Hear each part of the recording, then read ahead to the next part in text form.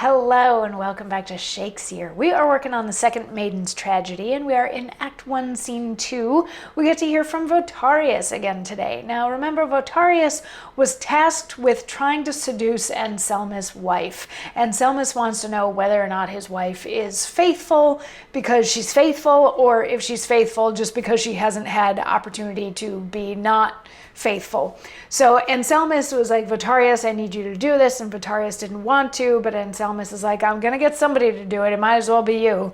So Votarius reluctantly agreed, and then he just barely flirted with her and was gonna go back to Anselmus and say, you know, she's absolutely 100% chaste. But Anselmus had been listening, so he knew that Votarius didn't really try.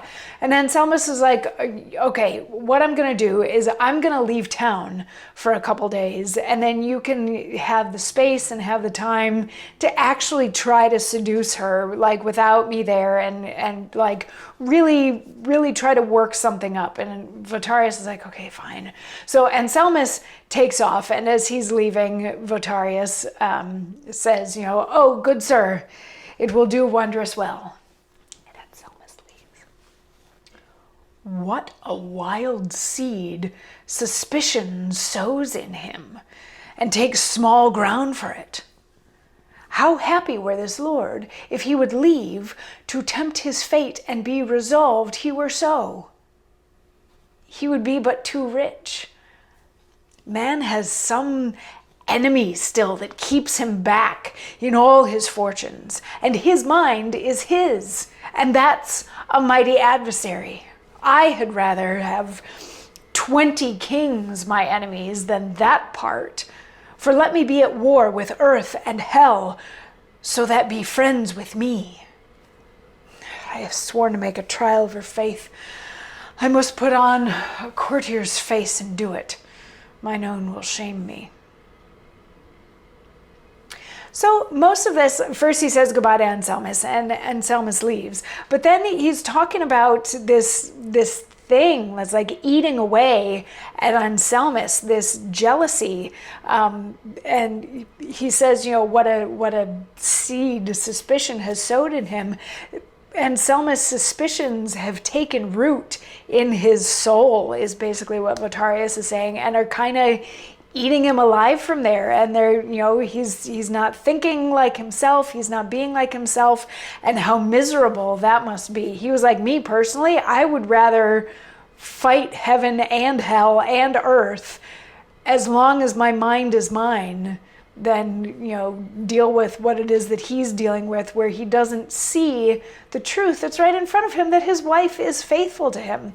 But at the very end, the wife comes back in and he's like, all right, I got to put on game face now. I gotta do this. I'm sworn to try to seduce her. Gotta put on the face and do this. So she comes back in and he's like, hi. And she's like, can you believe it? My husband left. He got on his horse and he left and he didn't say goodbye. And Anselmus is like, did he forget your lip? Which is a way of saying, like, did he not kiss you goodbye? And she's like, he forgot everything. He just left. He didn't say goodbye. He didn't tell me where he was going. Nothing. He just left. And Votarius is like, all right, I got to do this. Like, put on my big boy pants. I'm going to do this. And he says, well, if he forgot your lip, let me apologize for it. And he goes to kiss her. And she's like, whoa. No, like, no, I'm not having any of that. And he has a little bit of an aside where he's like, okay, I can stop now because I tried to kiss her and she didn't want anything to do with it. So that proves that she's faithful. But he does kind of also feel like he needs to keep going. So he talks with her a little bit more, but she just keeps referring to Anselmus and her husband, and he's going to have sort of an aside-ish type monologue tomorrow that explains his thought process as he's going through this semi-flirtation, semi-seduction, I should be done with this moment. And so we will see that tomorrow. I'll see you then. Mwah.